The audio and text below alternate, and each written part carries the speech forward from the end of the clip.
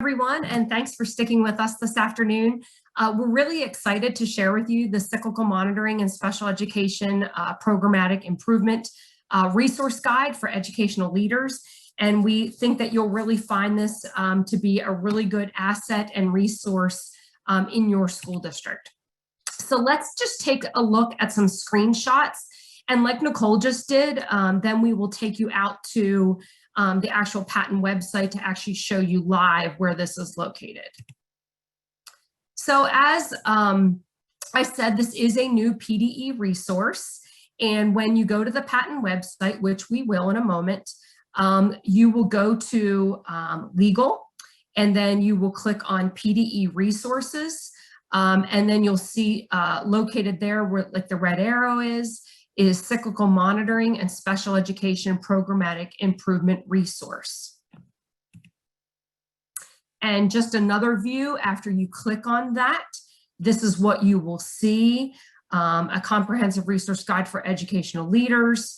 And basically overall, what we want you to know here is that it does provide you with state and federal resources that directly align with your facilitated self-assessment, the FSA, and the file review components of your special education cyclical monitoring. So it's going to be great for folks that have already been through monitoring many, many times, or maybe this school year is your first time going through cyclical monitoring.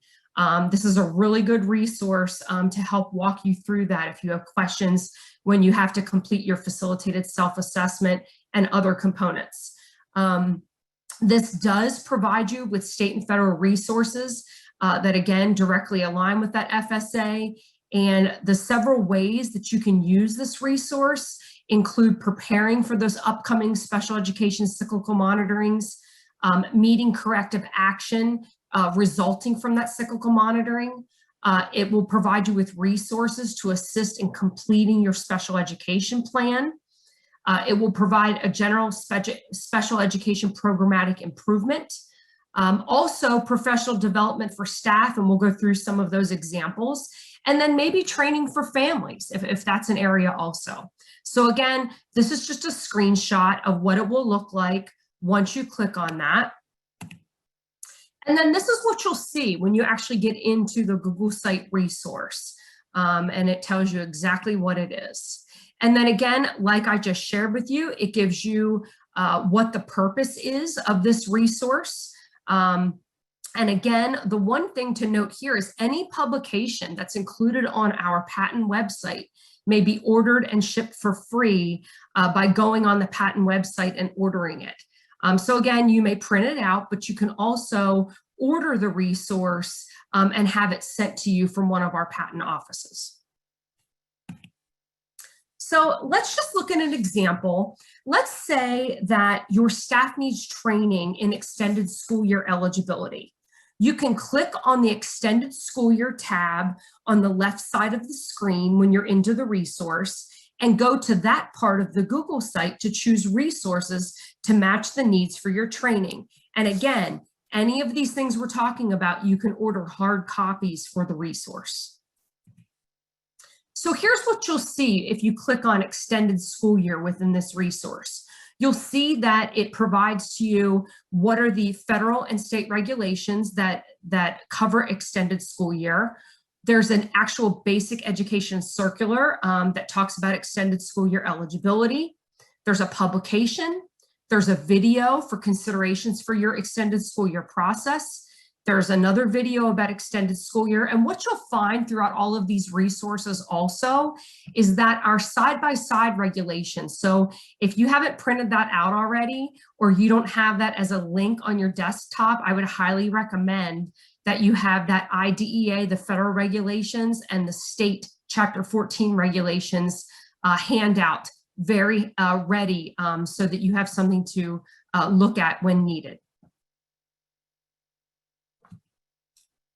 Here's just another example of an area that you might want to do training for families on least restrictive environment. Again, you'll see as we go to the screen live that you'll see a black box called, this one's least restrictive environment, and then you'll click on that tab and you can go to that part of the Google site and peruse the resources that you can use to help with that.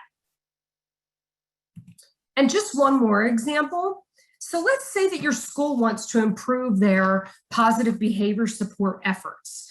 You can go to that part of the Google site to find resources that align to your behavior support plans. And then also what's really nice about this resource is that there's actually a file review tab. And what this does is it actually takes you through each portion of the cyclical monitoring and the actual file review questions.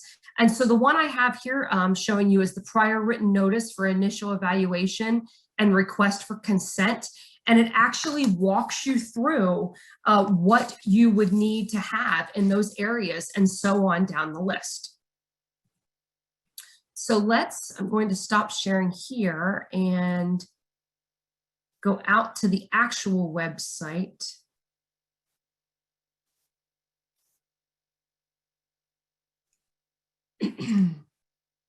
Okay, so here's our actual website. And like I said, when you go under the legal tab, you're going to click on PDE resources.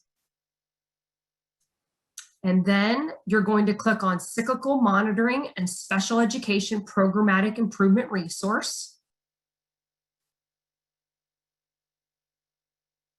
And there's that screenshot that you have in your handout. You're going to click on the underline, and here is the actual resource. And you see on the left-hand side, the general resources, so you can always go back to that. And if you scroll down, you will see all of the different areas that you can look at on this resource. There's also, if you're so interested in looking at other basic education circulars around special ed compliance, those are there.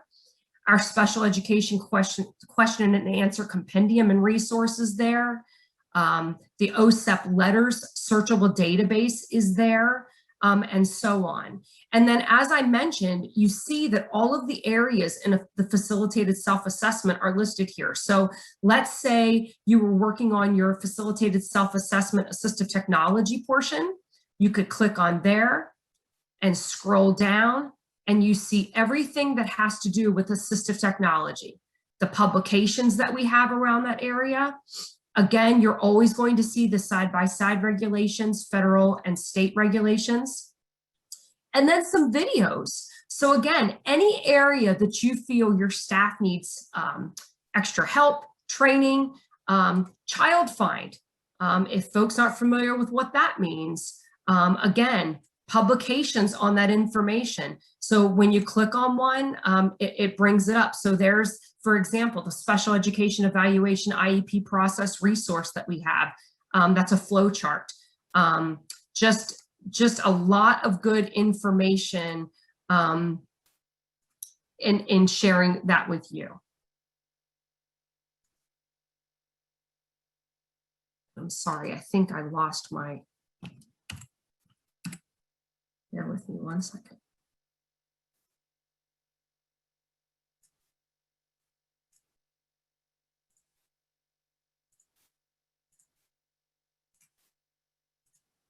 The screen went away. Okay. So finishing going up through there.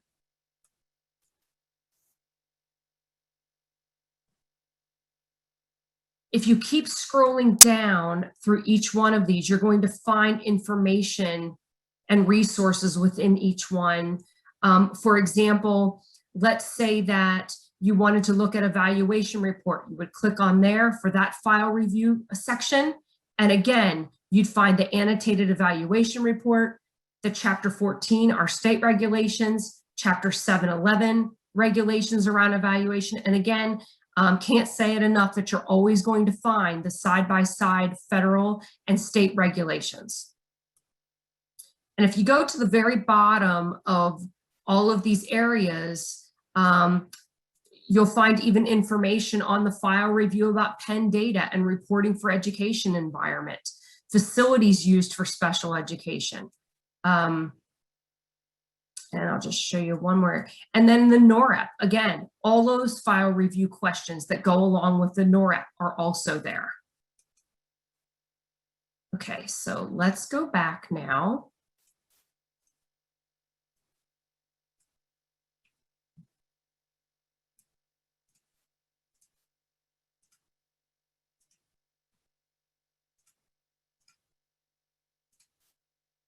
And again, can't say this enough, there are several ways that you can use this, including preparing for upcoming special education cyclical monitoring, meeting corrective action resulting from cyclical monitoring, resources to assist in completing the special education plan, general special education programmatic improvement, professional development for staff, and again, training for families or any other ways that you might need to use this information.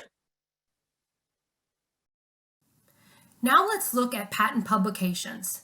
How do we navigate patent publications, and what's the website to find those patent publications?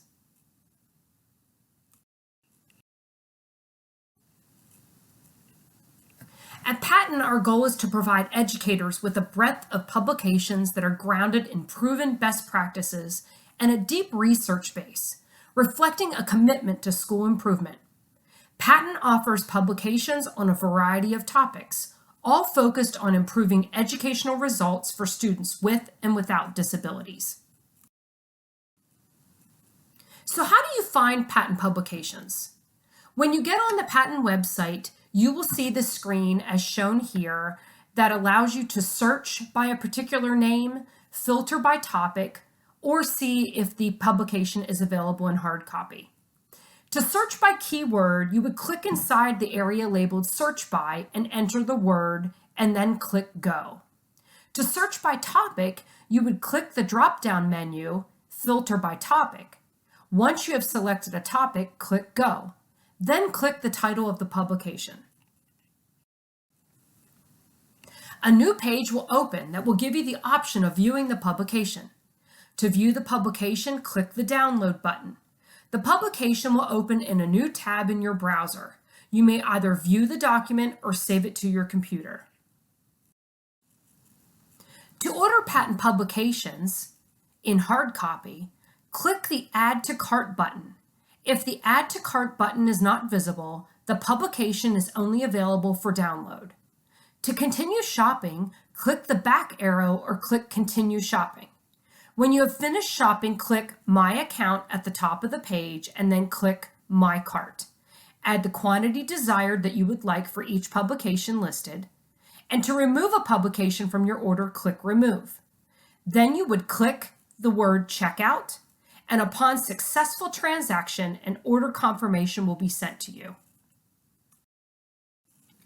If you have questions about patent publications, here is the email address to get those questions answered.